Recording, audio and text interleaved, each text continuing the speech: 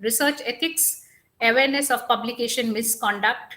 And this is part of our Research and Publication Ethics syllabus, that is a mandated course in our PhD program, Coursework. I take this opportunity to thank our university founders. Our respectful prayers and regards goes out at the outset to our university founders. And I also take this opportunity to thank the senior management of the university for providing us this platform and opportunity to conduct many programs and operate in this university. My heartfelt respects and thanks goes out to Dr. K.N.B. Murthy sir, Honorable Vice Chancellor, Dayanand Sagar University, Dr. Putmadappa sir, Registrar, Dayanand Sagar University, Dr. M.K. Banga, Dean Research Cell, Dayanand Sagar University. I heartily welcome our distinguished international guest speaker for the day, Dr. Amitabh Anand, Associate Professor, Excelia Business School, La Rochelle, France, who has kindly agreed to be part of this set of webinars on Research Cell and the Research Ethics Workshop that is currently going on as part of the coursework mandated for PhD research scholars. Today, sir is going to talk about the research ethics, awareness of publication misconduct. And to give a brief about Dr. Amitabh Anand, Dr. Amitabh Anand was honored with Excellence in Peer Review Award from the South Asian Journal of Human Resources and Emerging Scholar Award from the organization Studies Research Network Germany. He is currently an associate professor at La Rochelle's Excelia Business School. He previously held the position of assistant professor at the SKEMA Business School, University, France. Dr. Amitabh earned a bachelor's degree in environmental engineering from Mysore in India and was awarded a scholarship to pursue an MBA at Stockholm University in Sweden. Additionally, he has won a scholarship to pursue a PhD at Neoma Business School, Paris. He has received various research honors, including the Excellence in Peer Review Award from the South Asian Journal of Human Resources and the Emerging Scholar Award from Organization Studies Research Network in Germany. For his contributions to teaching and impact on student learning, he is the only professor from Europe to be included in Poets and Quants 2018 list of the top 50 world's best professors out of 400 nominations globally. He was awarded the Outstanding Pedagogical Innovation Award by Schema Business School for his creative course design. Currently, he serves as the associate editor for international studies on management and organization and as a co-guest editor for the journal Information System Frontiers. His research has been published in a variety of journals, including the Journal of Business Venturing, Computers in Human Behavior, the Journal of Knowledge Management, Personnel Review, and the Journal of Retailing and Consumer Service, etc. Additionally, he serves on the editorial advisory review boards of the International Journal of Entrepreneurial Behavior and Research, Management Decision, Employee Relations, and International Journal of Organization Analysis. He lectures at universities in India, Russia, Italy, and the Nordic countries as a visiting professor. His research focuses on knowledge management, leadership, ethics, human organizational behavior, technology interaction, entrepreneurship, and the design of bibliometric techniques. I heartily welcome you, sir, to this session. And in this session, we also have the presence of various deans, principals, chairpersons, faculty members, staff members, research scholars, and students from across the university, and some guests from outside as well. I welcome you, sir, and over to you, sir. Thank you. Thank you so much, Dr. Anupama. And it's early morning here in France, and good afternoon to everyone. So I will share my screen and then I will start speaking. Just let me know when you're able to see my screen, please. Right. Okay, I think it's visible. Yes, it's coming up. It's coming up. So shall I make it full screen or is this sufficient to all of you? Please let me You know. can, sir, the full screen would be better. Otherwise, Better? Okay, this is all right. also fine to go.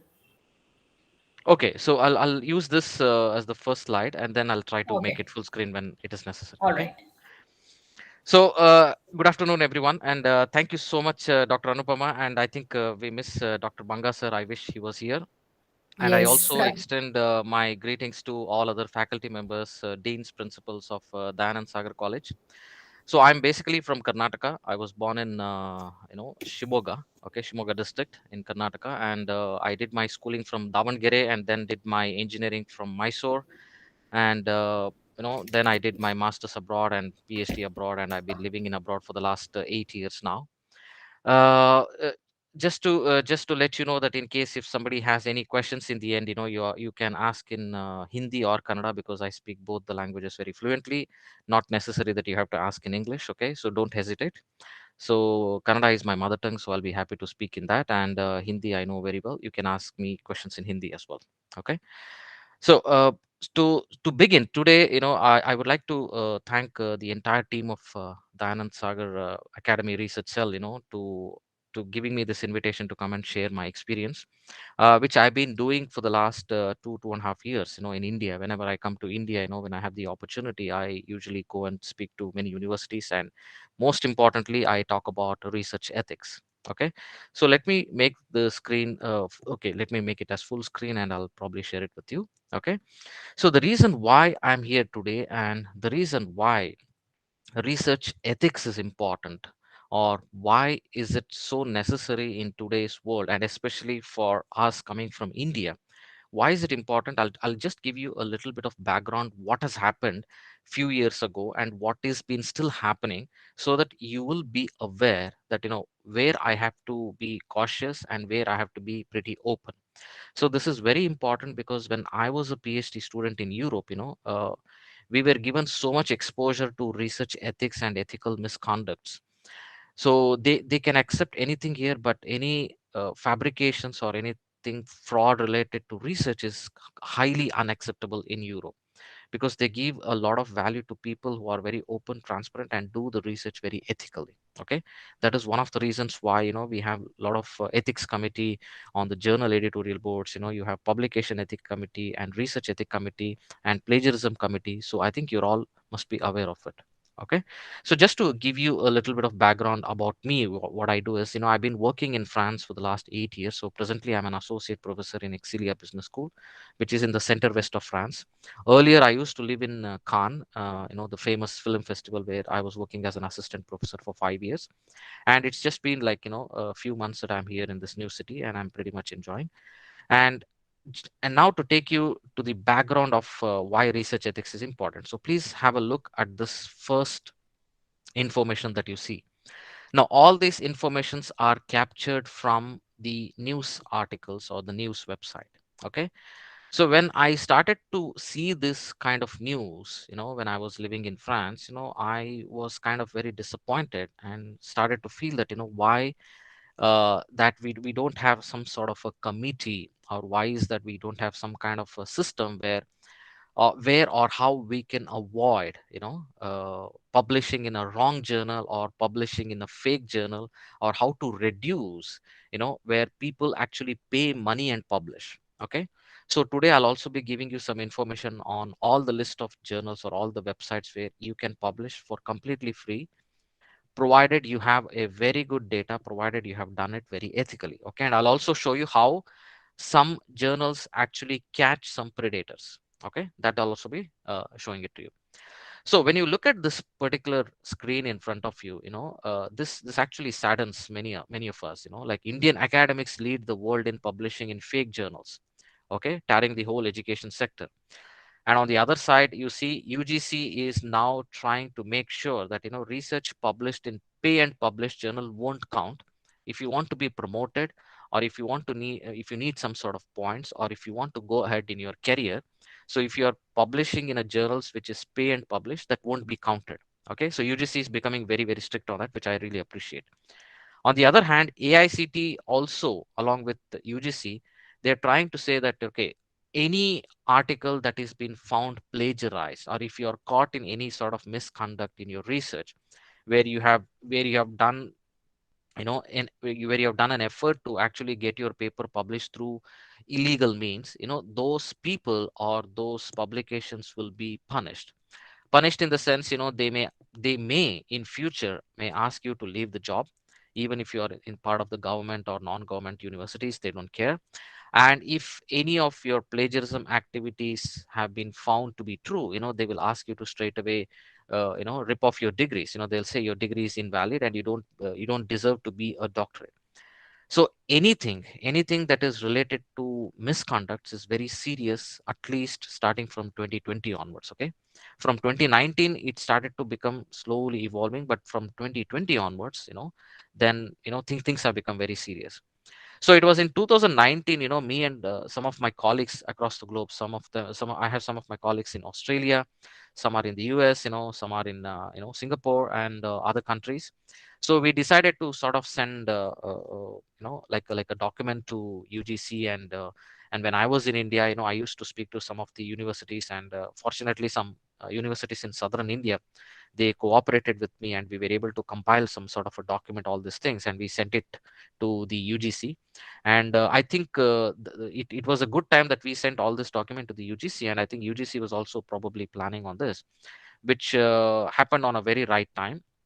And since then, UGC has taken up this matter very seriously, and I think this was going on in their minds for many, many years. But I think I don't say that it is because of me this has happened. We are maybe just a tiny little part of this movement, but there are many other peoples across the globe, and also in India, who are very serious, especially people from IITs and IIMs. They've been trying to push this, that we need to have some sort of a system where the research has to be counted on an ethical means, because everybody have started to become a publishing industry.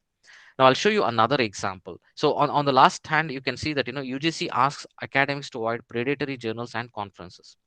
I'll tell you how to even identify them. Now the reason is, many of the many of the organizations in India, they started to make this publishing as a business. Okay, so there are number of Facebook groups. I don't want to show those groups because I know that will be a temptation for some of you to actually go there and try to do that. So I remember, I realized that in one of my presentation last time, one of the professors complained me that, professor, you had shown all those fake journals, that they do fast track publication in 1 month and 2 months, and those Facebook pages have been highly visited by my students, and I don't want my students to get into that. So I've just removed that slide for you. But for your information, on Facebook, okay, and not just on Facebook, there are other platforms which I don't want to mention. There are people who will try to visit all the university website. They will try to visit the website, PhD program, and they will try to see how many scholars have been registered in this PhD program. Now that I'm talking to you right now here, among all of you, if there will be some external person who is also interested in collecting the data on what I'm speaking, and collecting the data how many people have logged in, because these are the target places where people can log in and see, okay, these are the people who are PhD students, and these are the students we need to target. And I'll tell you how they also target you. Okay, how do they send an email, out of the blue, from nowhere? I keep getting a lot of emails asking that, please send a paper, we want to publish, we will publish it in 2 months. You can pay $250 and get an ABDC publication, a Scopus Index publication. There are so many of that. Okay. So I'll just show you some of those snapshots, but please remember that, there are organizations in India. For example, this one that you see on the left hand side, this Omics, this was in Hyderabad. I believe now it has been barred and it has been seized, but we still don't know what happens. They used to run a racket of 700 journals, and what do? Inside an office, they only, create a beautiful screen that, okay, this is the journal, we are indexed in Google Scholar, we are indexed in this, we are indexed in that. All those are, rubbish. unless it is indexed in Scopus, unless it is indexed in Web of Science. These are the only two things that count for a researcher. Do not fall trap for any other indexing, okay, any other impact factor. So there are misleading impact factors in India. You'll say impact factor 5.5, impact factor 6.1. Okay, all those are rubbish. Do not believe them, and I'll show you which is the website you have to actually believe it. Okay.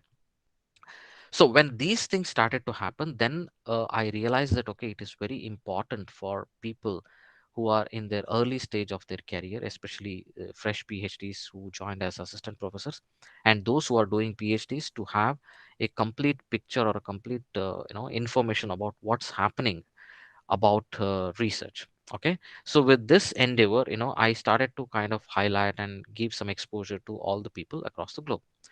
Now moving on, so UGC started to make it very clear to all the participants who are doing their PhDs in both public and private universities that you can see this was the email that came on 2019, and they say that public notice on academic integrity. So people in UGC started getting a lot of complaints that many people are publishing by paying money. Many people are publishing in predatory journals, which actually looks very similar.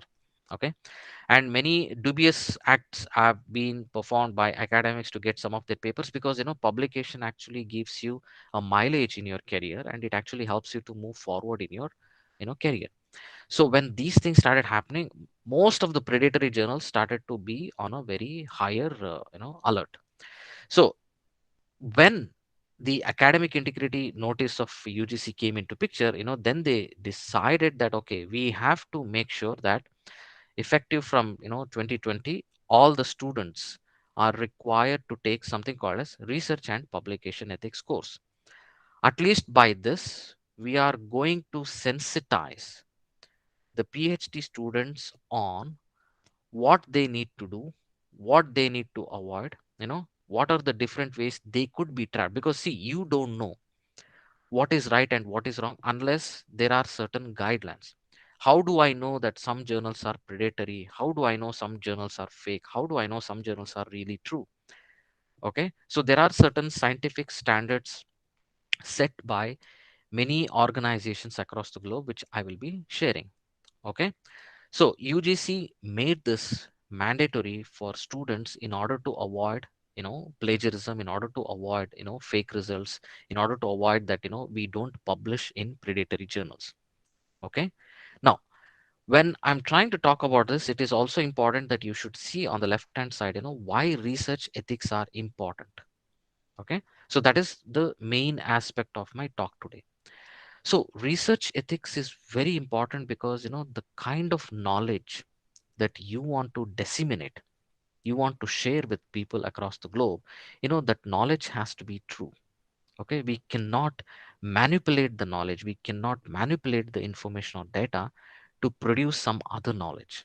Okay, the knowledge that is originated from the true research integrity should be only shared with people across. So when you write an article, for example, when I wrote an article way back in 2015, people started reading those articles, and I got very important and interesting comments. Some people wrote me that Amitabh, you have cited my work, I believe you should have cited in a different way. The meaning of my interpretation was not like this, but I really appreciate to have read my paper and have citing this work. So why I'm trying to say this is because anything that you do, anything that you write is going to be ultimately available in public. Okay, any research that we publish, it is going to be publicized. Okay, if you want to if you want to know what research am I doing, and how I collected the data, and what I do with my data, and what are the implications that I'm trying to write in my research, those knowledge will be evaluated. There will be someone sitting who is going to check and read your knowledge and make a comment that this person has done a phenomenal job. I really like the research. I like the way they have disclosed all the research methods or research steps or research analysis ethically. And when we don't do that, there will be people on the other side of the world who will be laughing at me. Okay, if I make any mistake, they'll be laughing at me and they'll be laughing at us. That is what started happening. That is why I showed you those, the news clippings in the beginning, that how the world used to view us, a few years back. They had decided, and many of my colleagues who used to say that, hey Amitabh, I got a mail from this one publication company from India, do you think it is legitimate? These are the questions people started asking. And do you think that, I have got an email from one of the professors from India who wants to collaborate. Do you think I should go? Because, Amitabh, I have heard a lot of stories from India that, many people, publish in fake and predatory journals, and many people actually, cook the data or fabricate the data. Do you think we should collaborate from this institution or from this particular person?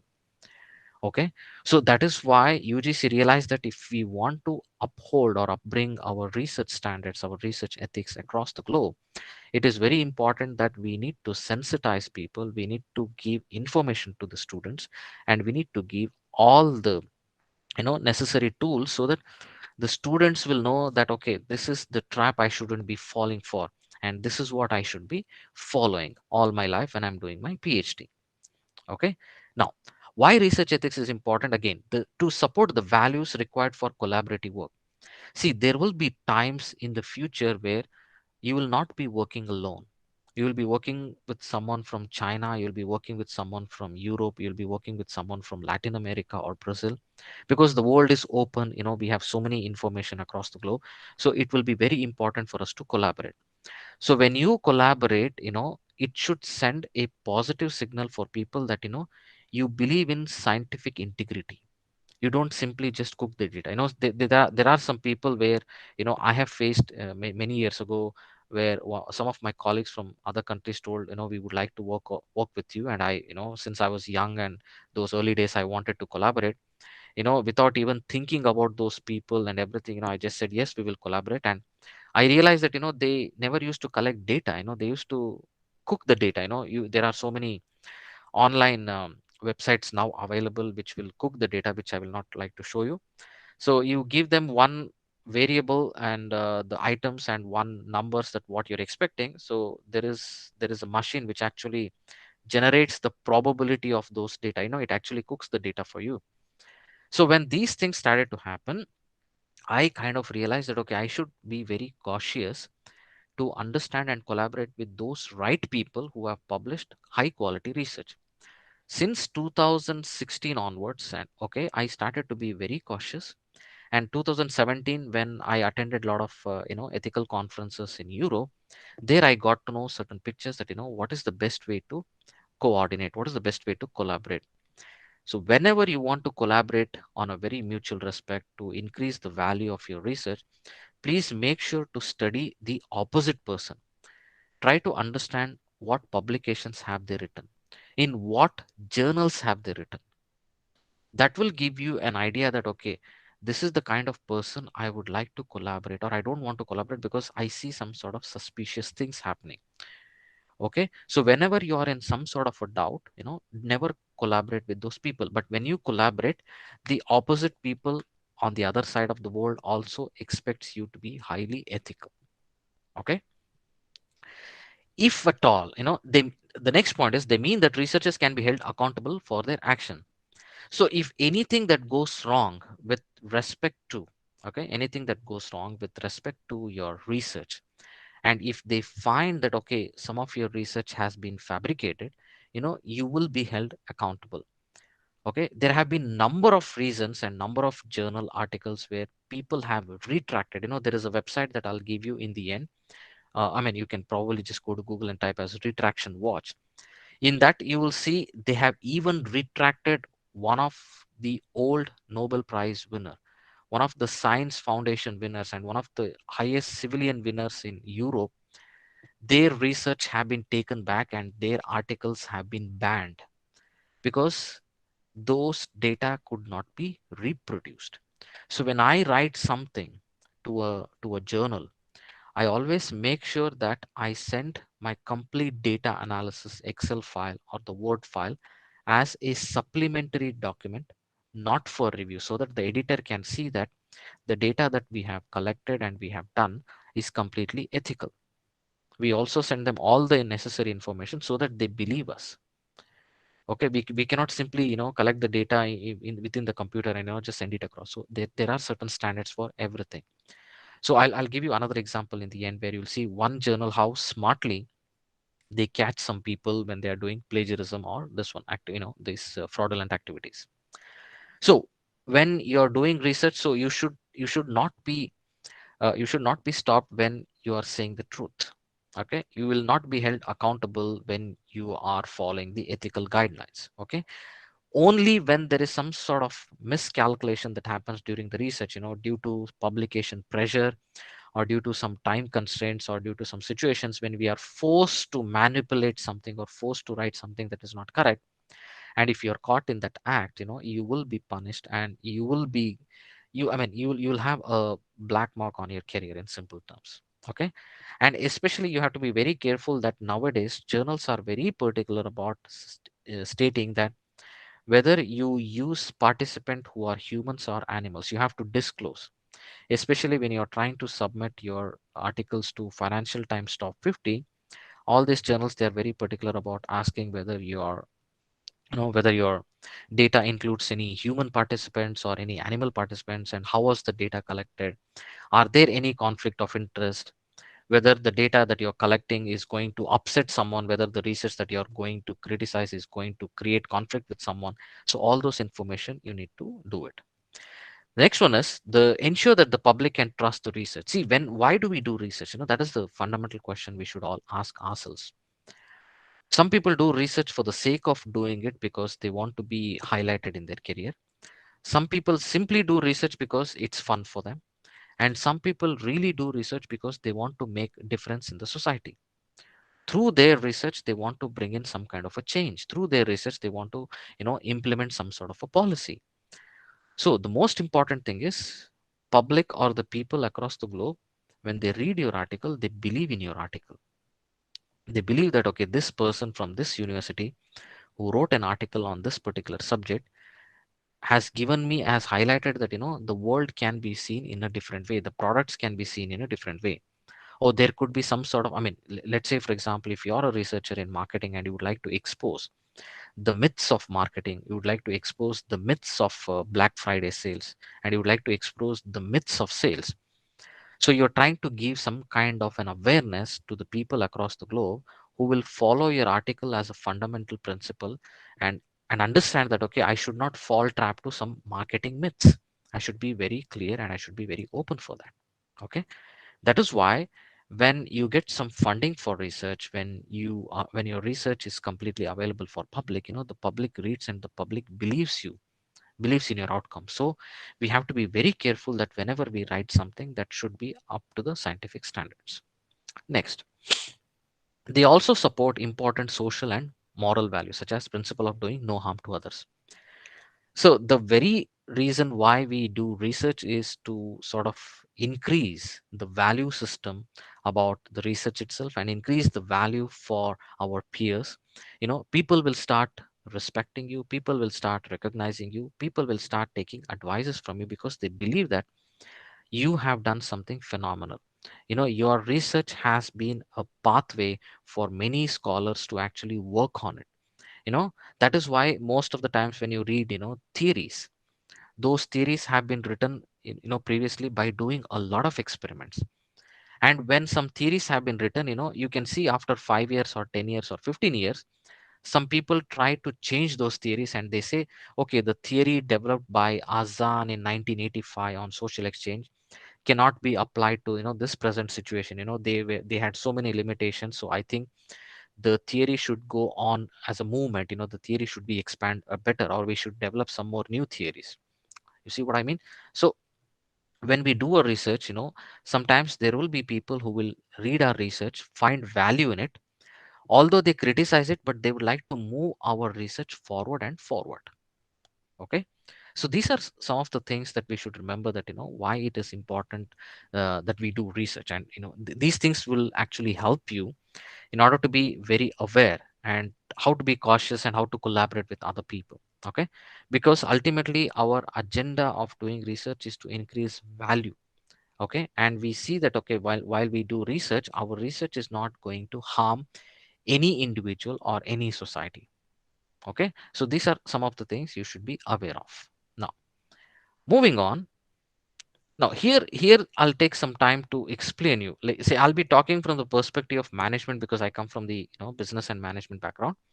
So, what are the things we should do and we shouldn't do? Okay, journal not to be used.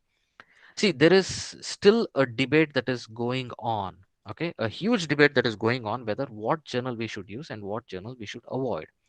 However, to start in simple terms, okay, I believe UGC also has released some set of predatory journals that one should avoid.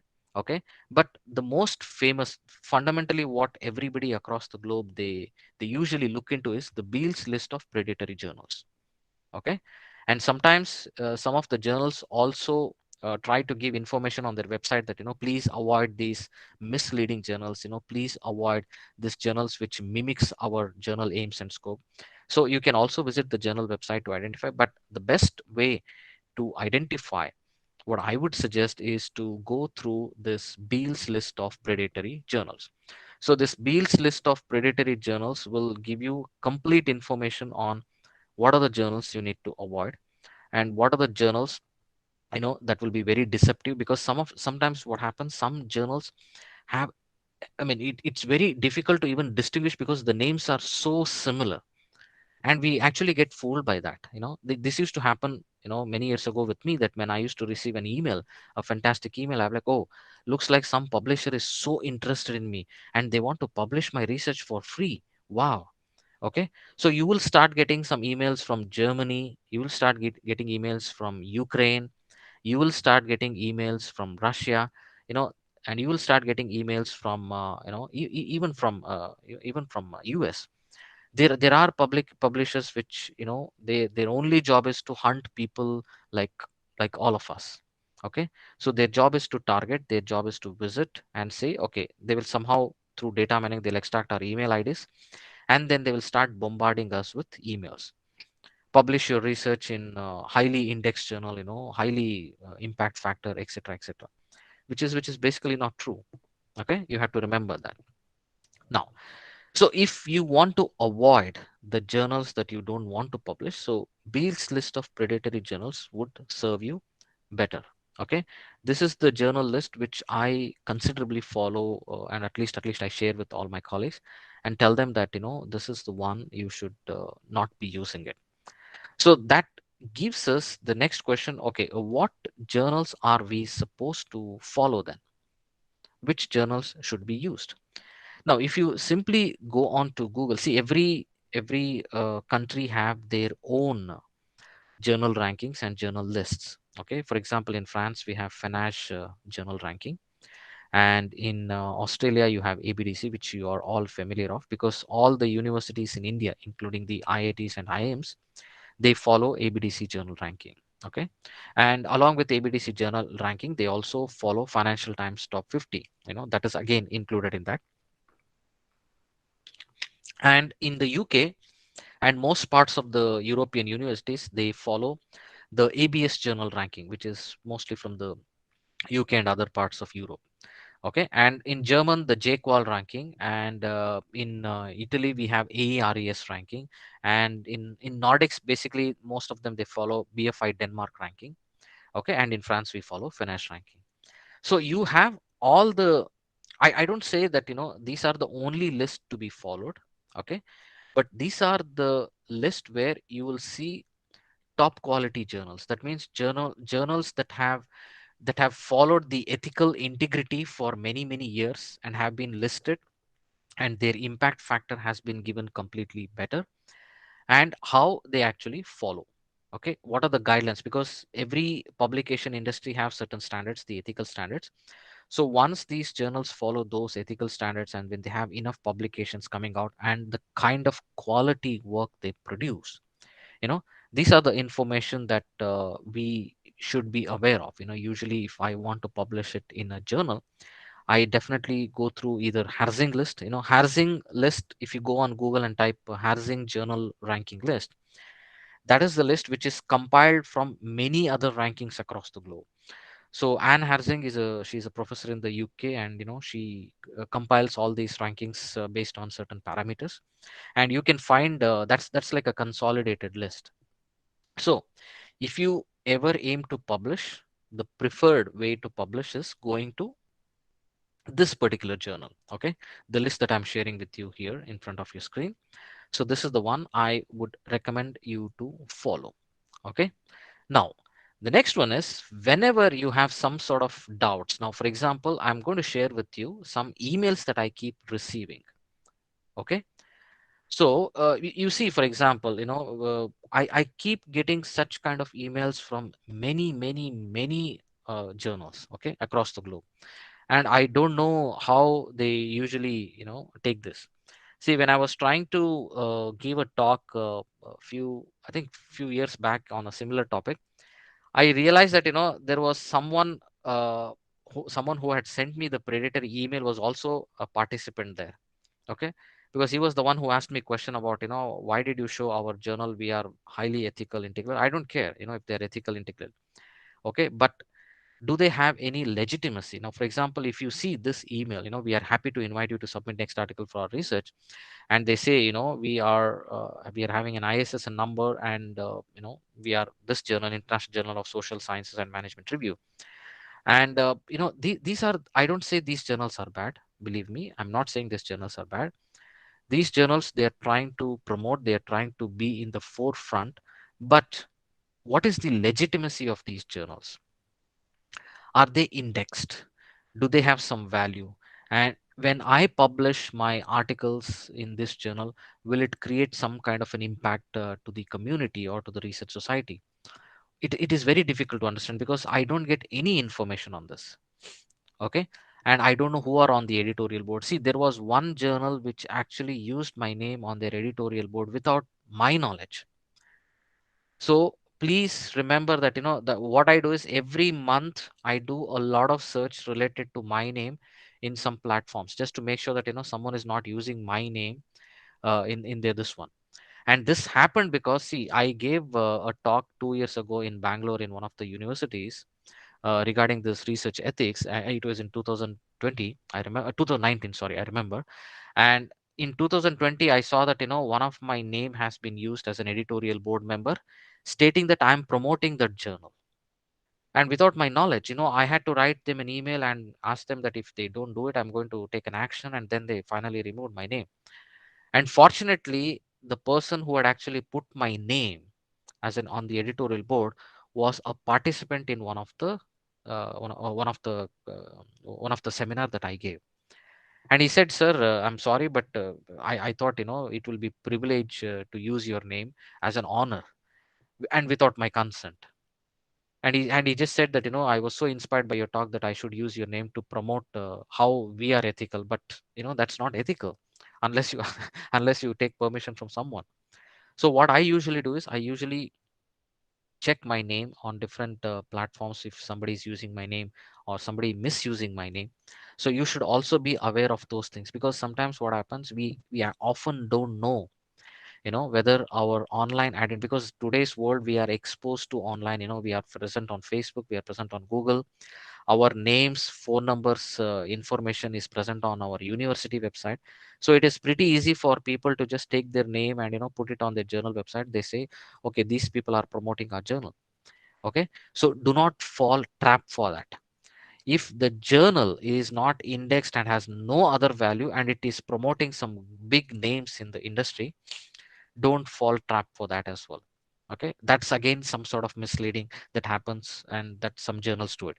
And whenever you get these kind of emails, you simply reply to them asking, can you please send me your let me show you in the later part. I'll share my screen and show you. The question that you need to ask these journals is that are you indexed in Scopus? What is your Scopus impact factor? Can you please share claritative analytics impact factor, Web of Science impact factor? And are you indexed or are you ranked in Financial Times, etc., etc., etc.? In simple way, if you ask them information, they will obviously come with other beautiful stories. And then they will have nothing else to say that, okay, sorry, we don't have this, but we are willing to still publish your paper. So then don't waste your time. okay, unless and until if they are indexed and it is going to give value. Because as far as I know, if you are part of an university system in India, the journals that are indexed in Scopus are more valued than journals that are not indexed. Okay, and publishing is also becoming quite tougher and tougher every day because of the strong review process. So as I said, try to avoid these kind of stuffs. Now, another story I would like to share you is that if all of you can get a chance, this is an open access journal. This is an open access article published in Journal of Operation Research. And I will tell you a little bit of story on this. The editors of this journal are so smart that they caught some people doing fraudulent attempts in the journal. See, what happens is that, imagine that somebody uses my name. Okay, so somebody says that, okay, Amitabh Anand is a co-author in my paper, and they change my email, that amitabh.anand at gmail. They don't put my official email. Okay, so then what happens? The editor remembers that, okay, oh, I am getting a paper from a renowned scholar in the world, somebody from Harvard or somebody from Stanford has chosen our journal as one of the outlet, and they feel that, okay, it will be very interesting research, and these people would have done higher standard research because these people are well known. If a Nobel Prize winner, it becomes a co-author of your research, then you can, obviously the journal would feel very proud and privileged that, okay, somebody like this highly decorated scholar is publishing, is planning to publish research with us. So we should be very careful and give complete attention to peer review and everything. But sometimes what happens, some people misuse it. So if you go to this journal website and if you find this article, you can read it. It is completely free. You will see how they caught a few professors from Iran, trying to mislead, trying to cheat the journal by taking someone else's name who was actually not part of their research, who are basically called as the ghost authors. Okay, in scientific research we use the word ghost authors. That means you are just like a ghost. I mean, you don't even know whether you are present or not present. So some people misuse this name, okay, and try to publish. So these authors, they what they did is, they when they got a paper from someone's name, some a very famous Dutch author, they actually sent him an email asking that, we have received one of the articles in your name. However, you have put your personal email ID as Yahoo account and not an official. So we just wanted to cross check if it is you or not. And that gentleman replied stating that, thank you for getting back to me. This is the third time someone has used my name, someone has used my personal email ID, which I have not created. And I'm so thankful that you are one of them who are very vigilant, and you actually sent me an email asking if I am the author, and if I'm the right author or not. And he replied stating that, I am not the author, and I don't know who these people are, and I have never worked on this, and this is not even my research. When these authors got to know that, okay, we have now know the truth, what they did is, they didn't do anything for the other authors who submitted. They said, okay, we will do the review process, and after 2 months what they did is, they accepted the paper. They accepted the paper and they sent an acceptance to those people. And what those people from Iran did was, they removed the first author's name. Okay, they removed the first author's name, and then they only published with their they only sent the document with their email. Then the editorial office sent them an email that, we remember that you had XYZ as an author in the beginning, as a corresponding author, and unfortunately now we see that, he's been removed. Can you please explain what happened, and why did this person decided to get out of this? Because any author changes during the review process or in the submission process, we need to get an approval from the editor in chief.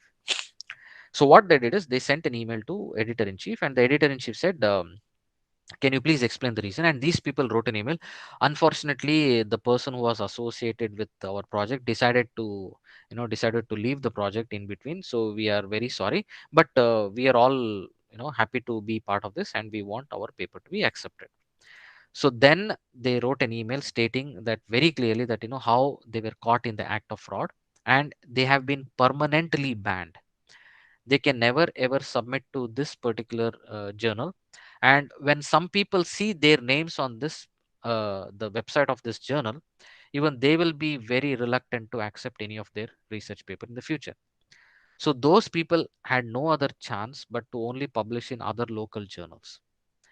So what happens is that sometimes people use identity to cheat other ones. Okay, so sometimes somebody may use my name, somebody may use your name, you don't even know. Somebody may use your name and submit to some other journals. It's somebody in UGC careless journals, and they will feel that, okay, a very famous scholar has submitted, I think we should consider this research and give a strong attention and give proper peer reviews. You see what I mean? So sometimes these kind of things also happen, and we should be aware of it. So please be vigilant and always try to see if someone is misusing your name. Because sometimes what happens, I keep getting emails, can we use your name as one of our advisor, can we use your name as one of our mentor?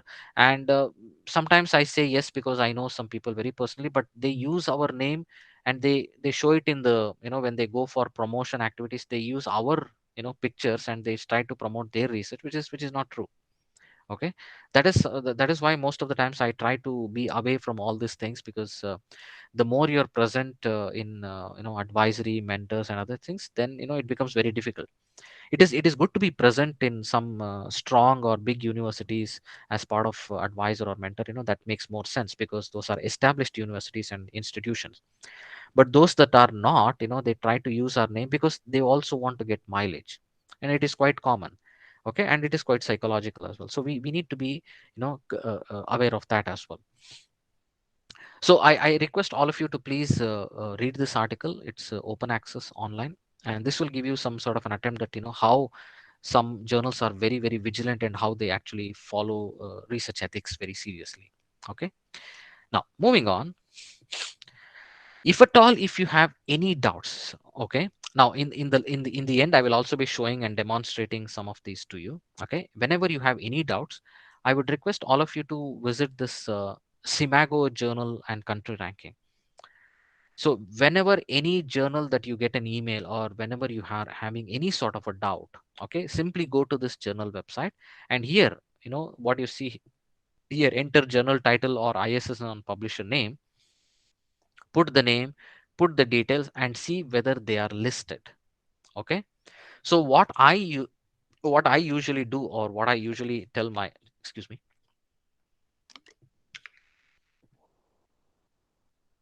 what I tell my fellow scholars in India, because I'm affiliated with some institutions, and I also mentor some PhD students in India. So usually they send me an email that Amitabh, but what do you think of these journals? What should I do? And I simply tell them that whenever you are having any doubt, go to this journal website. Put the journal name. See if it is in Q1 and Q2 list. See, the best way to target good journals is Q1 and Q2, but Q3 and Q4 are also good, but I try to limit publishing in journals up to Q3, because Q4 may not be that very considerable, because they are still emerging journals. But when you do not have any other choice, and when your options are running out, then you have to be very selective in even in Q4.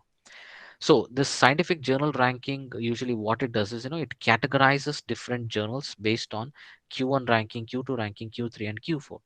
So usually up to Q1 to Q3 is acceptable. I mean, that is what I recommend. And Q4, sometimes when you are running out of choice, because even I have published in Q4 some of the good journals, but when you are running out of choice, you should ensure that, okay, you are going to use Q1, you're going to use Q4, which is again, okay, uh, legitimate. Now let me give you an example. I think I should have it. Yeah, here it is. See, I'm not here to make any journal feel bad, or I'm not here to explain anything. Okay, but there is one journal which particularly caught my attention. This is the journal called Indian Journal of Marketing, which is having very good editorial board. I appreciate the kind of editorial board they have. But sometimes what happens is, some journals, And this is a journal that is indexed in SJR, they are Q4. But what happens is that these journals sometimes function on voluntary basis. Okay, as I told, since this has been recorded, so I hope this will not be shared with anybody else, because these journal people would definitely hate me because I'm trying to use their information. But what I'm trying to explain here is that this journal, even though it is indexed, okay, even though it is presence in Shimago journal ranking, even though it is Q3 or Q4, doesn't matter. But what caught my attention was this one. This is to inform you that Indian Journal of Marketing charges a processing fees of 4,500 per paper. Okay, and for international processing fees is $175. See, we are not a paid journal, as in, so we do not publish papers in exchange of a mere fee. Papers that are applied undergo a stringent double bind period, which everything is fine, everything is correct, everything is true. But what happens is that the processing fees, they don't. This is one of the things which I find to be very typical of some journals, not just this journal, but also other journals. So what they do is, they try to ask for a membership fees, or they try to ask for a processing fees. But the journal list that I shared before, the Harsing, ABDC, ABS, or all those journals, they don't charge a single money.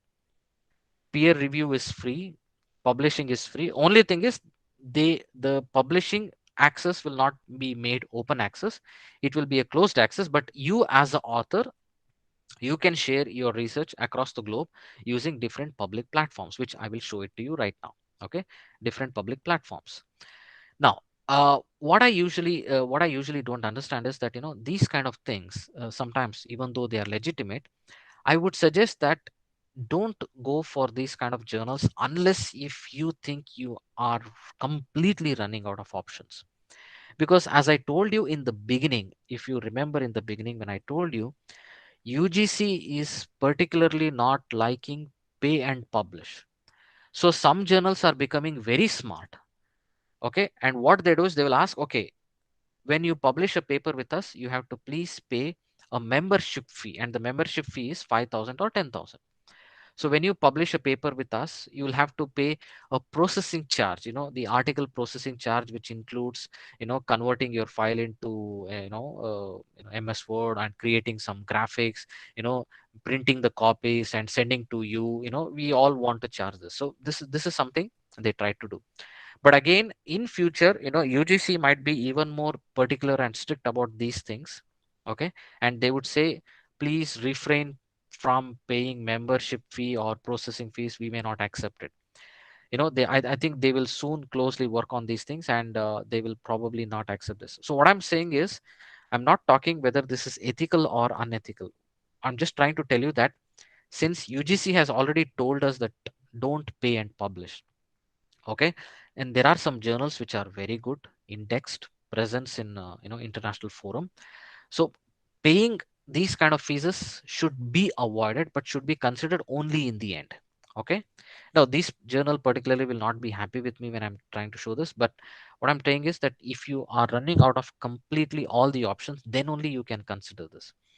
But my request is perhaps not to sort of not to go with these kind of attempt where people try to be smart enough to take money. Okay, and if you want to get a paper from article from the journal, again, it is very difficult. You have to pay money and download the article. Okay, because it's a paid service, so they shouldn't be charging, but this is what happens. Now, moving on, I will come to the last bit of my discussion, and then I'll share my screen and I'll show you what are the other things that you can do and how you can disseminate your research and be more ethical. Some of the things that I usually remember doing, is basically to set certain questions. Okay. So you should, when you're doing research, please remember to have these questions with you and understand whether you're doing research ethically and what is the ultimate outcome of this. Because what happens is that when we do research, sometimes we get carried away, sometimes we don't know whether we are exposed to right things or wrong things, as I already showed with you, but I'm going to share some more interesting stuffs with you. So please remember that, question yourself, why am I doing this research? What is my aim? Why should I do this research? Is it because I want to get promotion? Is it because I want to just show to my colleagues that I can do research? Is it because I want to gain some funding or bonus? Is it because I want to make change in the society? Is it because through my research I would like to communicate some important message to the world? Is it because with my research I want to be known as one of the pioneers in developing some sort of important theories or etc.? Why am I doing this research? So be ethical in questioning yourself that, okay, I'm doing this research from an ethical perspective. Oh no, I'm doing this research just for my promotion. I'm doing this research just to, move ahead in my career. So you have to be very well aware of why you're doing the research. The immediately followed question is, now that I have started my journey of doing this research, am I doing it sincerely? Am I doing it effectively? Am I following all the standard protocols? Am I following all the required information that has been given? Am I doing it very sincerely? These are the things you should again question yourself, because the more sincere you are, the more effective you are, being ethical, the quality of your research will be so high. You should see the way some of our great Indian scholars from some of the best institutions, they win awards. Why do they win awards? Because they have been very sincere in their research. They have taken years and years. See, for me to publish a paper in one of the Financial Times top 50 journals took 2.5 years. I started in 2018, okay, and finally it got published in January 2021. Okay, so the journal asked us, okay, give us all the details how you started the research, everything. I had to send all the screenshot of my research. I had to send all the data that I did, all the qualitative analysis that I did. We sent everything to them because they want to make sure that our research is very effective.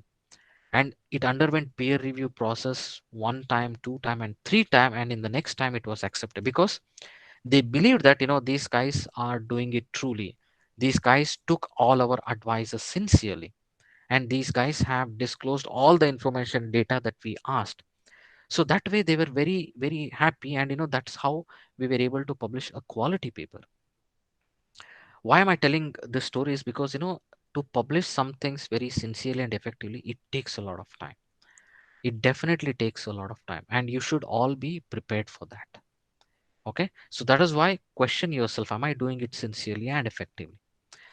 The next thing is, when you know that your research is ready, when you know that your research is going to be completely completely done with all the necessary things that you have already done by answering first and second, you should remember, where should I publish and where should I avoid? How I shouldn't be falling for trap. As I already showed you that there will be so many emails that you'll start getting as a PhD student or as an early stage professor. So what I should do, how I should avoid, all these questions you should have. You should have a checklist with you. Anything and everything, always make sure, as I told you, go to SGR ranking. I'll be showing it to you how to do it as well. Go to SGR ranking and just check whether they are listed. If they are not listed, simply don't publish. And where to publish, I have already shared with you the information about the journal, and those journals will give you complete information on the process of where to publish. Because see, the reason why I'm trying to stress this point is, as a PhD student, for example, in Europe at least, and I'm also a PhD as advisor for one of the national universities in Russia. So I have two students under me, and for them, if they don't publish three papers in their PhD, they will not be given PhD award. One paper they have to publish independently, and two paper they have to publish with collaboration. Okay, so one of my PhD students, she recently published a paper, okay, when we were all collaborators, and the next task she has to do is she has to publish a paper all alone, and in the journal that is listed in ABS or ABDC or JQual or Finance Ranking. See, this is the kind of standard, because if we do not push this standard to them, they will again fall trap for that. So they clearly know that, okay, this is the list I have to follow all my life. All my research has to come only within this list. Then only I will be given importance in my career. Okay. So I want all of you, especially those who are in their PhDs, to have a list of journals. Okay, I mean, you have UGC care list, which is again brilliant one. Along with UGC care list, try to include these other lists that I shared with you, because these are very standard and it is not easy to publish there. It also takes a lot of time. Okay, so I have recently published some of my papers with colleagues from NIT, NIT Suratkal, which I often visit. So one PhD student and one professor, we all collaborated, and we had collected phenomenal data. And she was again, the PhD student was again thinking, sir, I wanted to publish in a simple journal. It will help me in my career. I said, why do you want to do that? you know you have collected a wonderful data, you have done a wonderful research, you know and we all can collaborate. I will help you. And we worked on it, and we were able to publish in ABDC rank B journal, which is 2.2 impact factor. It is fine. For her PhD student, publishing in an ABDC rank B is a big deal. Believe me, it's a very big deal. A and A star will take time. Sometimes it happens if you are very dedicated, but publishing in a rank B in a Q2 journal is a great deal for a PhD student. So my request to all of you would be to have a checklist with you all the time, that these are the kind of journals I need to target. These are the kind of things that I need to focus. And this is where I have to see myself publishing. Okay. The next question immediately when you talk or that comes to your mind is, what can I do to collaborate with best people in research? Do I have, okay. Now this question is very highly debatable, but I will tell you what I used to do. The best thing you can do is, see, there are a lot of conferences that is organized by IITs and IIMs. Okay, so I would strongly recommend all of you to keep an eye on that. See, there is a conference that is coming up in IIM Vishakhapatnam in January 2022, and the last date for submitting your research is December 12th. Okay, in I think in just one or in next 10 days, you have a deadline to submit a paper for an AIB conference, Academy of International Business Conference. So these are the journals you should, these are the conferences you should target. These conferences will actually give you an opportunity to meet the really brilliant minds. Okay, many interesting people come to such conferences because it is organized by IIM and IITs. And when you go there, you will meet some high caliber people, people who have published in great journals, professors from IIMs, and people who are also in private universities and are also publishing in ABDC and ABS rank journals. You will also get to meet them. And this is the place where you will find right people to discuss about your research. You can say, I am from so and so university, I'm interested in planning to do this research, I am an assistant professor, or I'm a PhD scholar, I'm interested in producing this kind of research. So is it possible that I can collaborate with you? Is it possible that I can learn something from you? Is it possible that you can guide me on these things? So these are the places you have to actually go. So this is where you will find right people. And sometimes what happens, the best way to also collaborate is having a profile on ResearchGate. I'll be showing you some examples, okay, in the later part. So ResearchGate is one such tool. It will actually, one is expose your research to the outside world, and it will also invite people to follow your research and to read your research. Okay, so that is something you can actually do. Next, do I have the necessary skills, resources, databases, connections, and passion? The most important thing when you want to do research is, the resources or the skills. So before you embark on research, you should be aware that you have all the necessary skills to do it, whether it is quantitative or whether it is qualitative. You cannot simply take the data, or you collect the data and you write some nonsense stories. We cannot do that. We have to be very strong enough to write a theory or a story based on the skills that we have acclaimed in the past few years. That is one of the reasons why the Anand Sagar University is taking so much of effort to give all of you exposures by inviting so many people across the globe to come and talk to you, is because you should be equipped with certain skills. You should be equipped with certain resources. They don't want you to commit mistake. They want you to be completely exposed to the real world, okay, and not the fake things that happens across the globe. All right, so make sure that do you have all the necessary skills, and make sure you have all the necessary resources, because resources are important. If you want to perform a research, let's say, you have all the quantitative skills and quantitative softwares? Do you have access to Stata? Do you have access to SPSS? Do you have access to PLSSEM? Have you been given any information on how to perform, statistical analysis? What softwares do you have, etc., etc., etc. All those resources are also important, and when you want to perform a qualitative research, you should also question whether I have Iramutech software, whether I have wasviewer software, whether I have any other open access software, etc., etc. Okay. Databases, most often I see that sometimes some universities do not have access to the best databases in the world like Scopus or Web of Science. However, you can still do research with Google Scholars. Okay, Google Scholars is also sufficiently big database where you can find research, and whenever you have some difficulties, you can always visit Indian Institute of Science or Indian Institute of Management, take permission, go to the library, ask the librarians that, I'm a student or I'm a professor, I want to do this research, I want to access the data. Can you please help me? What I should do to get some data? There will be some public universities which will be happy to help people. Okay. But we have to, that's what I'm telling you, we need to have those connections, we need to have those passion. So when you have this passion of doing ethically, I'm sure you will explore all the possible way out to do this. Okay. The next on the last important thing is, do I have the time and dedication to do the research? I know most of you sometimes get occupied with your professional work and do PhD, and some of you have taken the path of doing your PhD full time. Some of you have been awarded junior research fellow, and some of you have been awarded scholarship to do your PhD.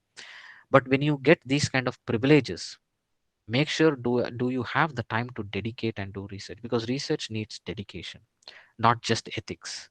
Ethics is part of it, but the most important part is dedication. So if I'm able to be successfully sitting here in Europe and work for an institution, it is because of dedication. I have dedicated, I have sacrificed so much, I have dedicated so much of my time and effort to learn and to do research and to position myself as as one of the academic scholars who could be trusted, because people want to trust you. That is one of the reasons why I'm able to collaborate people with people from Australia, people from US, people from in Europe, and people from India, people from Russia, so many parts of the world. I have many different scholars and many different professors across the globe. It is because I met them in conference, and some people saw my research and showed interest in collaborating with me. So it is always important for us to have some dedication. When we don't have dedication, then everything else will just become unethical. Okay. This is the most important thing I would suggest all of you to please follow, because this is how it is going to help you. Now, the last bit I wanted to show you was some of the free online tools, which I would suggest all of you can have it. Okay. Although I know on the last page I am trying to promote something that is illegitimate, but at least from the context of accessibility, I think it should be okay. So wasviewer is a free software, okay, which you can download, which will help you perform bibliographic analysis. I'm going to be talking about this particular software in the next session in the future. I've already spoken to Dr. Anupama about it. These are all open softwares, okay, open and free softwares. So wasviewer and Mendeley is very interesting tool where you can organize all your documents, okay, and it will help you create your bibliographies in the end and save a lot of time of yours. R programming tools like bibliographic data, there are many R programs, R Studio, open programs available on internet, which will help you perform data analysis completely free. You don't have to pay anything. Okay. And Google Scholar, of course, one should know how to use Google Scholar, because there are different ways to select Google Scholar, which I'll be showing it to you right now. Okay. And then ResearchGate, I will again show it to you right now on how to network with people. And the last one is, of course, the Sci-Hub. It's a pirate site, I would say, but in when sometimes when we have no other access, I mean, I use this very often and very widely. So I don't care what people think across the world, because when I need knowledge, I know how to access it. Okay, because I want to do things ethically. But this is a site started by a girl from Kazakhstan, where she made sure that knowledge should be made free. And if you want to download certain articles when you have difficulty in accessing, this website can definitely help you. Okay. So these are some of the things I wanted to share, and I'm going to share my screen, and I'll show you what are the other things you can do. Just give me a moment. I will try to share specific windows with you so that all of you could see. And I just hope that all of you are able to follow what I said until now. It's pretty important for all of you to know. Just let me know if you have any questions before I show something. So participants may kindly post their questions in the chat box as well, or in case you would like to unmute and ask, Yeah. sir, I think that also is fine. Yeah. So I'll just try to show you a few things, so that it will be pretty easy for you to follow. Uh, yeah. So if we are in Google Meet, okay. So I have to go to the window again. So let me share the screen. Oops. Okay, it's not getting shared. Tab. So I believe all of you can see my screen right now. Yes, it's coming up. Yes. Yeah. See, this Yeah. is this is my ResearchGate profile. Okay. So one of the advices I would like to tell all of you is, please create your profile on ResearchGate. Okay. And whenever I do any research, all my research actually, are here. If I just click on my research in here, okay, you will see that I have put all my publications, whatever I have published, everything is here. Okay. And what people do is people send me an email here, See, for example, Shadi Abis Alush requested a full text for your publication. Okay. I click on view request. So here, this gentleman or lady, I don't know, who wants to study my research. So then I respond to him. Okay. Then I share the document that I have and I send it in a private message so that he's aware. And I say, thank you. Please see it. Please find my research. So when you have difficulty accessing, when you have difficulty accessing research, you can use ResearchGate and share your research. So whatever publications I do, and this actually helps me to communicate. I get a lot of messages from people, and they say we can work on projects together. I see, for example, this one lady who happened to be a common friend of mine, and then she said that, "Oh, I know some of your colleagues and we should be working on," so we decided that we'll work next year on a project. So being present on ResearchGate actually helps you to network pretty well. Okay. And I would strongly recommend that, all of you would create a profile here, and this will help you to access articles. Sometimes some people put articles for free. Okay. And you can download them as well. So this is one I wanted to recommend. And the next one is, as I told you, uh, Shimago journal ranking. So let me share this again. Hope you're able to see this. So this is the Shimago journal ranking. And whenever I have any doubts, for instance, I keep getting this emails. Let me just show you that. So for instance, you see, I got an email from one journal which I never heard of. So what I do is I simply go here and click on search. And you see, sorry, no results were found. So when I don't find anything here, I simply don't waste my time in going to these journals. Okay. So whenever you want to find any journals, so you can click on journal rankings, and you have all the subject categories, everything here. So business management and accounting, which is my part.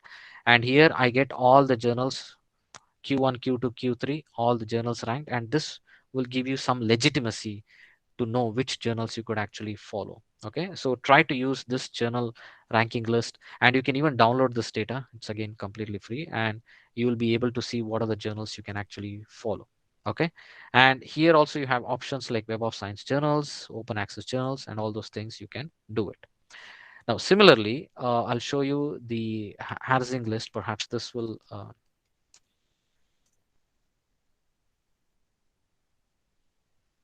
let me share my screen again.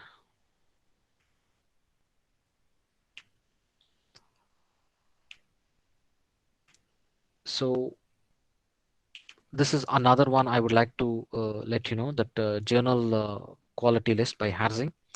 So this one you can see that they have compiled everything, and it was updated very recently. So you can simply click on this, and you'll get to see all the journal list. Okay.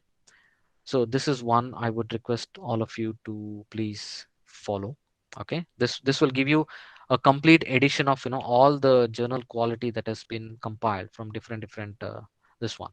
Since I come from management and business background, so I'm sharing with you. But if you are from other disciplines, you can also find other articles also. Okay, so this is one. And then another one I'd like to let you know about is, just a moment, I'll see if I can access that.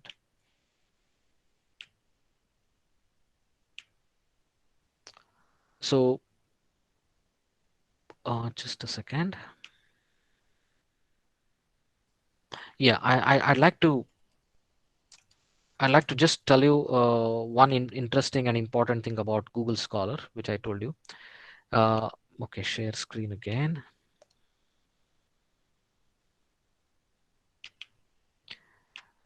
Uh, I think all of you can see your Google Scholar.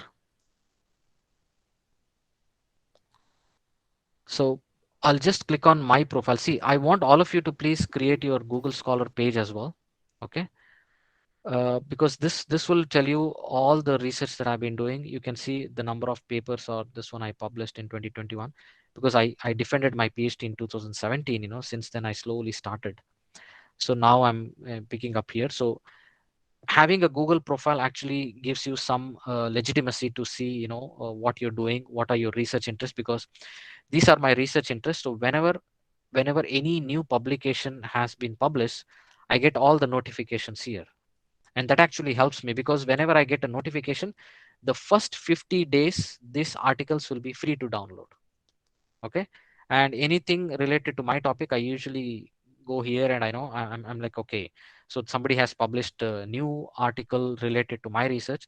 And these alerts actually helps me to also save my time, because imagine that I'm trying to work on a similar topic and I see that, oh my god, somebody has already done it, so what should I do? Okay, so this also actually helps you. So you should be able to do this.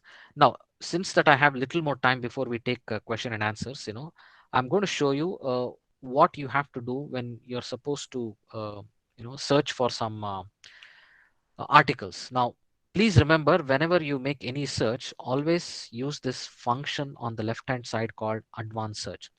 See, I know for the fact that some of you may not have access to Web of Science or Google Scholar, but please remember that please remember to know how to use Google Scholar.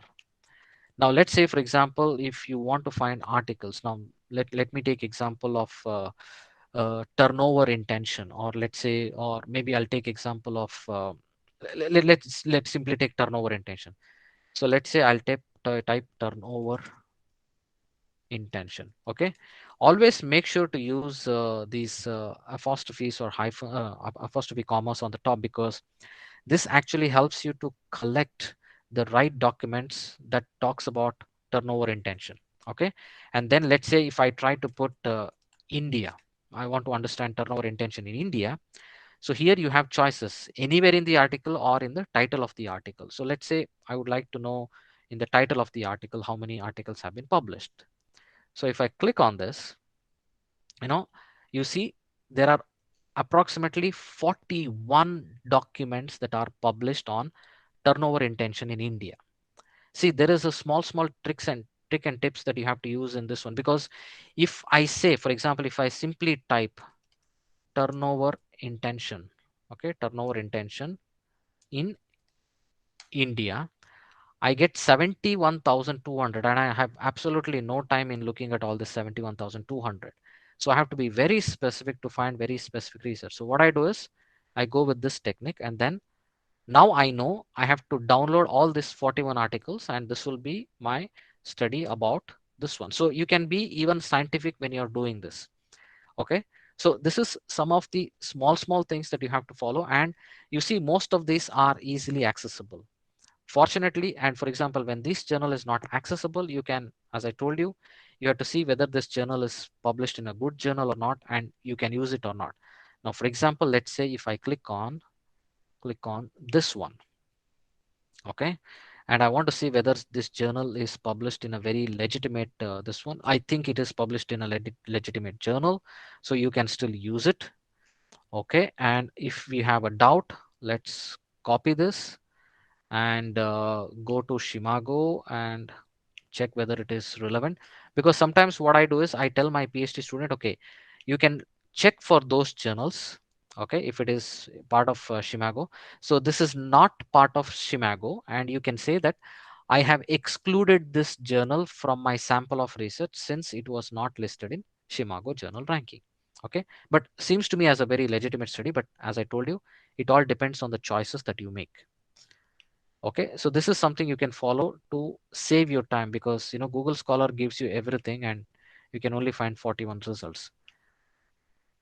Okay, so there are some techniques. We should do it ethically as well. And this is an index journal, this is an index journal, okay, and this is an index journal.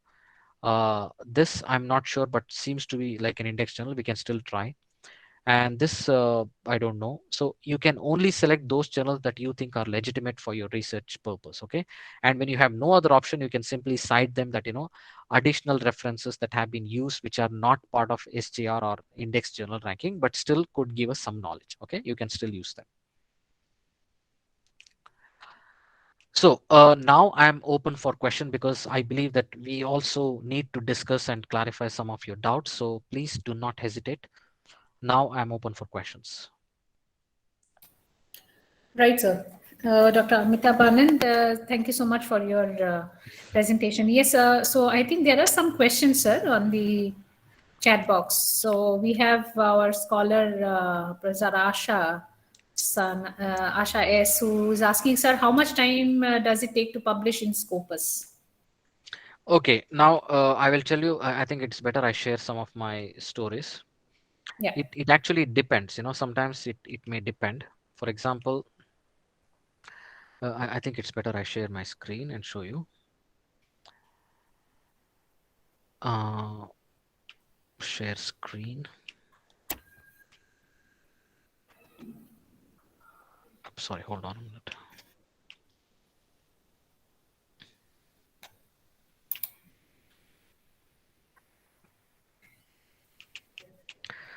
Okay,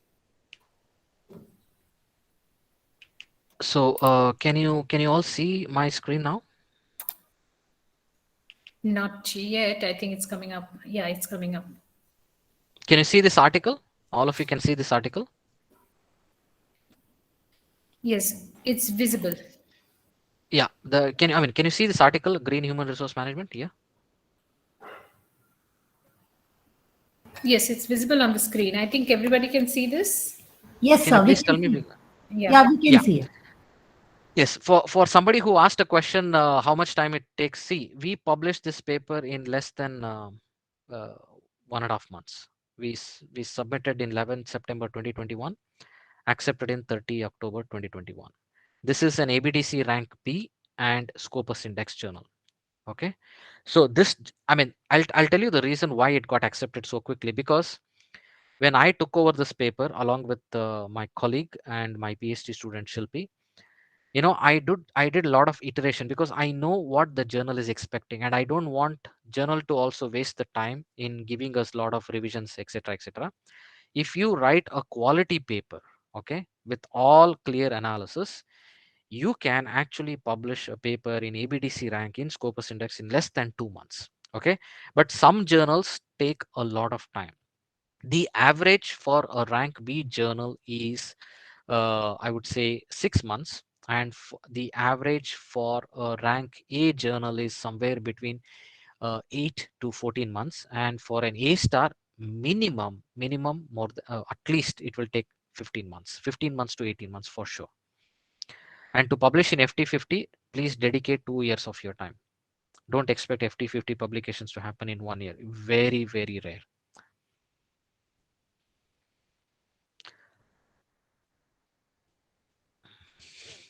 So Okay, the there second was, question, the second question is, yeah. SGR valid for engineering also, or only for math? SGR is valid for engineering, for humanities, for psychological sciences, and for business management. The next question is, Shimago and all is free accessible. Shimago journal data is freely accessible, but not the journal articles are freely accessible. You can access the Shimago data. Okay. And the next question is claritative analytics. Yes, claritative analytics you can definitely use to find good journals. Definitely yes. But in claritative analytics, try to see the impact factor at least one point and above. Don't click less than that. Impact factor should be pretty high. Okay, that will actually help you.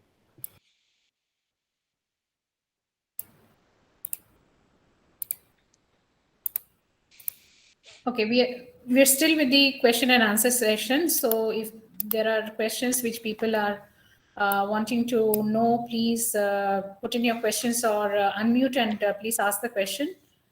Yes, yes, you can still ask the question, because see, this is the Yes. time where you can, that is why I dedicated at least 25 minutes to only to talk about this, Yeah. because I know most of you would have questions. And I know most of you are in your early stage of your PhD, and some of you are assistant professors, so you want to know what are the things that you should be aware of. So as I told you, I could share most of the information, but I would suggest if you still ask questions, that would be pretty interesting. Yes, in fact, while they point out the questions, in fact, as you were mentioning, the article processing charges are something Hmm. which are to be avoided. So that's something that has been made mandatory in our university since a couple of months Hmm. earlier. So before that, it was not there. The fact was, of course, should have been an refereed journal and index journal. However, Yeah. now these article processing charges, like what you were discussing with respect to that Indian Journal of Marketing, now, Hmm. how and where do we put the? Is there any kind of finite guideline that can be followed in terms of where do we draw the line in terms of the consideration? That's No, one. the And prob second thing, yeah. yeah, yeah. Okay. Second thing Please, was a please go ahead, ma'am. timeline. Timeline also, like you said, yes, since you knew that what that quality journal was requiring, so you ensured that it was taken care of in that way. Because in many Mhm, cases, what happened was that we tried to also take into account that when was the article submitted by the scholar, mhm, and when was it reviewed, and when did it get accepted, and anything below like 30 days or something was not something that was willing mhm, to be considered on a good note. However, like you said, it's only for those journals we had to really consider which were not part of the the robust indexing process. So first and mhm. foremost is APC related. What and where should scholars draw the line, or how should they take forward the discussion with the See, I think supervisors? the Or, the yeah. the best thing what I recommend to everybody is that when you have a doubt that there is a journal that actually matches your research aims and objectives and scope of the journal. If you feel that okay, this is the journal I need to target, and if all of a sudden if they say that you'll have to pay processing fees or this fees and that fees, I would recommend not to use that, in simple Okay. terms. Okay. My sincere, Okay. because see, those, I mean, I understand the limitation of some journals, why they charge, because they are voluntary basis and they want to use this. However, my request is that whenever you see any journal that is asking for processing charge, even if they are indexed, I would say just avoid them. Simply avoid them. Okay. Now let me show. I think I should show you this one. See, I am part of an editorial board of a journal that is published by one of the institutions in India, and they don't charge any money, and they're very quality. And I would recommend you to look into such things. Okay, now please have a look here. I think you see this: business perspectives and research. All of you, Yes, it's coming up. Yeah. yeah. See, this is a journal started by KJ Somaya Institute of Management, and I'm on the editorial board here. Okay. So this journal I really like, because they follow all the standards, all the procedures, and they don't charge any money, and they're pretty good. Most of the PhD students, I've seen many of the PhD students trying to submit their papers here, because they get good feedbacks. And this is a ranked journal as well. It's a C rank journal, but yet what I'm trying to tell you is that there are some very good Indian institutions who are trying to promote ethics in research by having their own in-house journal publication, and this does not charge any money. Okay, if you want to publish in this journal, it's completely free. Okay, so we have to target these kind of interesting journals. So this could be alternatives, this could be alternatives for you in order to move forward in your research. Okay. And they will give you good reviews, they will ask you to produce some of the data when they have some doubts, etc., etc. And they also produce quality, even if we do not say that it is extremely highest quality of top Financial Times journals, but at least their attempt to move towards that is very commendable. So these are the things I would recommend you to choose as alternate, rather than those journals that actually ask for processing charges. I would not recommend to submit in a processing charge, this one. Okay. So there are always alternatives for every journal that you want to look for. Okay. And actually, one Yeah. more thing which I wanted to ask you, because a lot of these are, I think, quantitative research based. Mhm. How much of the research now output or articles are getting published with the qualitative focus? No, many, for example, see, many journals have very clear aims and scopes. For example, if you want to publish in One minute, I'll just mute. Yes. for example, if you want to publish any article in British Journal of Management, they only want either qualitative or quantitative. They don't recommend review papers. And there is another journal called International Journal of Management Reviews, where they only want conceptual and review papers, and they don't publish qualitative and quantitative. The percentage depends. The percentage certainly depends. We do not know what to what extent, but most good journals, they usually expect the data to be quantitative or qualitative. Okay. There was one question here, which was asked by Yeah, our I can see. scholar. Yes, that is, of course, people are complimenting you on the session. Your session has been very good. Thank you, sir. Ravi Chandran, yes, all are saying thanks. Good Okay, I session. can see a question by Amit. Amit Kumar Bhadra, At what yes. stage a paper creation should one start exploring the possible journal for publication? See, you should start the exploring of writing your paper once you know that you have collected the data and you have the results. Okay, based on the results and based on the data collection completion, then your journey to explore the journal should start. And when you want to explore the journal, always go to the journal website and see their aims and scopes. Their aim and scope will actually help you to know whether you will be able to publish or whether they will be able to accept your paper. Okay, that's one of the important thing. And can you suggest something similar to SGR for health science studies?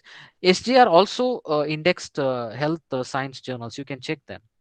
Okay, because if you click on the journal rankings, okay, on the subject area, you also have biochemistry, genetics, molecular biology, dentistry, okay, and health professions. So SGR has everything. You have to just click on the left hand side of the window, you'll find everything.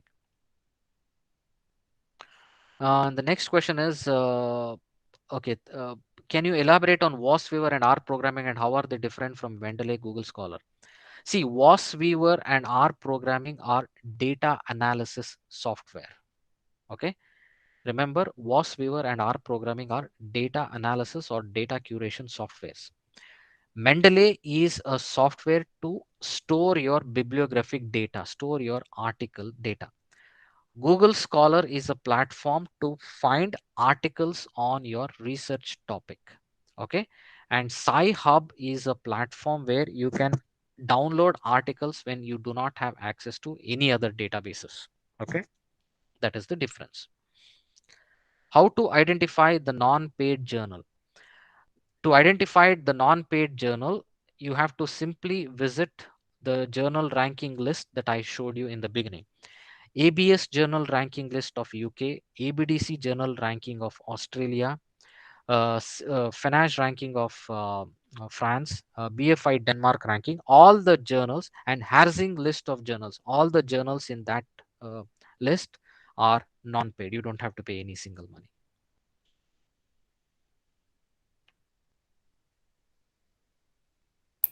And what are the other questions? I think by Jacinta, even Sci Hub is not downloading some papers. Yeah, Sci-Hub. Okay, Sci-Hub cannot download some papers. In see, very simple. As I told you, create your profile on ResearchGate. Believe me, when you cannot download a paper on Sci-Hub, create your research on create your profile on ResearchGate. I am sure those authors would have put their paper on ResearchGate, and if they have not put, send them an email. They will be more than happy to share their article. I get so many messages. I get so many messages to share. I just showed you live that somebody had requested one of my article. I send them. You ask for it, and we send them. Okay. Send an email to the authors of the article. Tell them that can you please share your article? I'm not able to access. We and they would be very very happy to do that. Okay, that's what research is all about. We want to share our research. Sir, I'm Rashmi. I'm one Yes, of the. Rashmi. I'm a scholar in the life science. I wanted to ask, what are the proofs and documents we have to submit for publishing the paper? Okay, so since you are coming from life sciences, Rashmi, see any data that you analyze. For example, let's say, for example, in life sciences, you may work on some chemical compounds, or you may work on some other biological stuffs. So any data that you collect, every journal has an option called as supplementary files. Okay, so any research that you do, any data that you collect, any data that you analyze, all those data has to be kept very safely as a repository and should be submitted to a journal whenever they ask. But sometimes what I do is I send it in advance so that they don't ask anything. Okay, so all those data that you, how you started the research process, how you took everything, even if you have any photo evidence of all the information, collect it, document it, put it as a supplementary file, and then send it only to the editor, not to the reviewers. It will only go to the editors so that editors can cross check whether your results and your research is legitimate. They will ask another person to see if they can reproduce the same data with your own values, and if that is reproducible, then your research is very scientific. Okay, sir. Thank you. Thank you so much. Yeah, other questions please, I'll be happy to answer. Sir, like you just mentioned, documentation is very important. So, Yeah, what would be the best way to document all our experiments and procedures? see, the best way Desiree to is doc. Sir. Desiree is from biological sciences. Okay, see, I see where I work. I also have some of my colleagues who work in the life science, psychology and other departments. So here, what they do is, any see before even they start their experiment. I'll tell you what is the practice in one of the universities that I have seen. I have, we have this molecular biology and other departments in the entire university. So what they do is, whenever they want to start any data or any experiment, they have this recorder. They click on the recorder and they say today is 4th December 2021 and I am XYZ along with my colleague ABC and CDE. Today we have started to commence our data analysis process on this molecular biology experiment. The first process we are going to enter is this one. So they have audio recordings, okay, and sometimes they also do video recordings. Okay, so one is they have audio and video recordings as documentation, and any analysis that they run, everything is stored in their university repository. So any analysis, especially in life science, medical or biology, what they do, they document it very very carefully. So if you are planning to run an experiment, if you want to do run an analysis, make sure you record those analysis in your mobile phone. That is even sufficient, because documentation is very important to, because tomorrow somebody might question you. Okay, now let me see if I can show you one example. uh,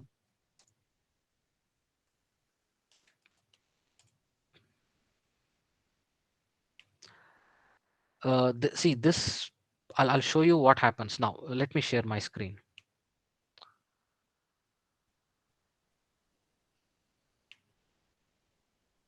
Tell me when you're able to see the screen. Can you see the screen, all of you? Yes, sir. Yeah, see, Nobel Prize winner retracts paper from Science. See, See here, for example, she used to work on enzymes, enzyme technology. So this lady's research was retracted because people asked for her data. They said, can you please share your data and how you did it? Since the work was not reproducible, that's it. If the work is not reproducible, that means it is unscientific. That's it.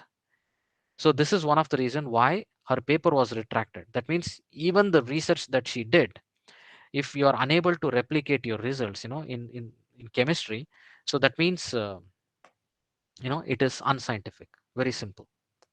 So that is why documentation, especially in life science, biological science, chemical science, physical science, and other things, very important. At least in our management, even in management, we have so many criteria, like the SPAR guidelines. And when I do certain reviews, I have something called as Scopus replication search. So when I see if there is some inconsistency in the numbers, I straight away reject those papers, because they just try to mislead sometimes, giving some keyword protocol and giving us some data, and it is completely mismatching. And I run a lot of consistency search, and if I find it any inconsistency, I straight away reject the research. Okay. So documentation is very important, your data is very important, everything you need to record. That is especially if you're from life science or physical science or chemical science. Thank you so much, sir. Yeah, because even Nobel Prize winners paper can be retracted, and could be said it is rubbish if whatever you have done, because if it is not reproducible or replicable. Very important. That is why ethics is important. Now when such results are not replicable, we will start questioning the integrity of the researcher. Oh my god, then what she did? So she won based on what, fake data or something? That's what happens. That is why every documentation is important.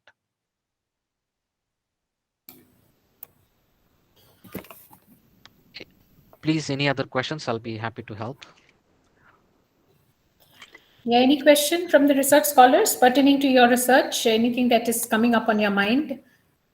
Not necessary to ethics also, but you can ask any other questions. Don't Yeah, hesitate, please. anything that helps, because sir is a very accomplished researcher and internationally acknowledged. So best practices from, I mean, globally acknowledged for his best practices. So please come forward with any live questions, because of course the recorded sessions will be available, but nothing like a live session where you can directly ask him and get your doubts clarified. So there are scholars in this batch who are from multiple disciplines: management, biological Mhm. sciences, pharmacy, engineering. There could be a variety of questions, but I think most of it has got answered because it was quite a very extensive and very detailed presentation. Mhm. So I think we've gained a lot of So inputs my, I from think your presentation. my only request to all the PhD students, I think most of PhD students are there and not Yes. early professors. So see, one thing I kindly request all of you is that every stage in your life, please do recording. See here, I mean, what I have told to some of my PhD students in both in Russia and in France is that I tell them, have your vlogs, create a vlog of what you do every day, so that you don't forget that something that I used to do research. So people in Nordic countries now, what they have started is the PhD students document every day what they do in their research labs. Okay, so when they enter in their research lab, they have this video with us, and they say, okay, this is the procedure I'm planning to do today, and this is the data that I'm feeding, and this is the results that I'm getting. Everything they try to document, because sometimes it is important for us to believe. See, you take example of vaccine. Now some people are accusing Pfizer, stating that they claimed in one of the interview, they claimed that their vaccine is also effective against Omicron new variant. They're claiming without data. They're claiming with one or two data, which is completely unacceptable sometimes. But as I told you, everybody wants data. If you want to prove clinical trials, if you want to prove everything, they have to give the data. That is why when you see, I mean, if you see last 14 months of information on the vaccine efficacy data, just go to Google and type vaccine efficacy data, debates. You will see AstraZeneca's first efficacy was somewhere 67. They actually increased the number to 78, then that got increased to 89, 90, and then they had to decrease the number. If somebody questions, if a scientific committee questions, what about this data? I see some inconsistency. And if they try to change it, the values certainly decrease. Even that is why everything, these industries, they document, everything has to be recorded and everything has to be produced. People will not say that, I did an experiment in my home and I found that this vaccines to be effective. Nobody's going to believe us.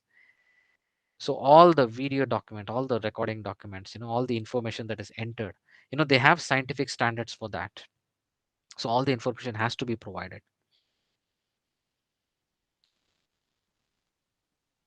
How about So that is management that is related data? How about management? Is somebody talking? Okay. How about management related, documentation, especially because experiments and lab related, I think it's quite obvious and very, Yeah, uh, I will tell you, madam. For example, let's say you are if an MBA student is out in the market collecting data on in SMEs or in industries with employees. So nowadays, what happens is all the data that you collect. For example, when we collect some data online using Qualtrics or using Get for Eyes or anything, so what we do is we actually collect all those data, and all those data will have where the IP address, where the data was entered using what IP address. Okay, and we will also have the information from what industry we collected. So we try to send that the supplementary data to the editors, so that they're aware that what is happening and what we have done. okay. And especially if it is quantitative data. For example, in one of our paper, they asked, please send how you did the data analysis. So we sent our Excel file, the complete Excel file, how we did the data analysis, so that they can cross check. And the editor asked, give us the ethical approval. So even before I started collecting the data, I used to take ethical approval from the organization. For example, I had signed documents from firms which stated that you are allowed to take interview from our employees. So I compiled all those nine company data signed documents, and I sent it to the editor. So they actually believed us, because sometimes when they know that, okay, if somebody is sending us a data to be legitimate or not, so they ask us all these kind of questions. So we should be prepared.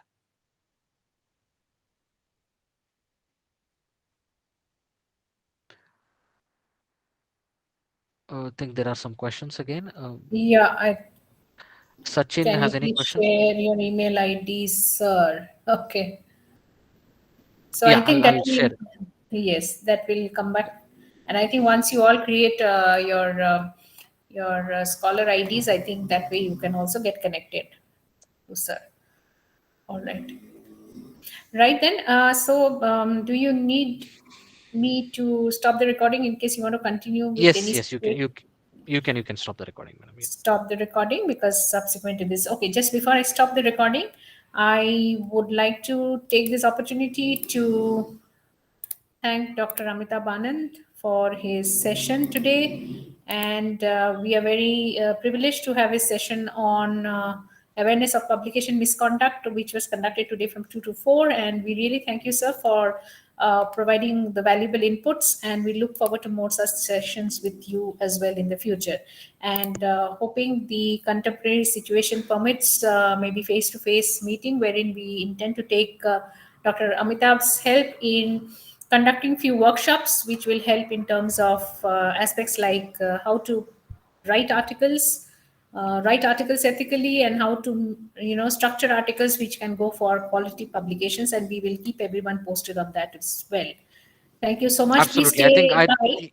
absolutely, absolutely. I think as I told you that sometimes when you have difficulties to access data, for example, I showed you in simple terms how to use Google Scholar to search. It's very simple. We don't have to find 70, 100, 200 data. There are only 40 documents on turnover intention in India. Okay, so you have to be very specific. So these are techniques that you need to learn. Perhaps next time when I come, maybe we will have this session on how to use, and how to use completely open source. Now the knowledge is entirely free.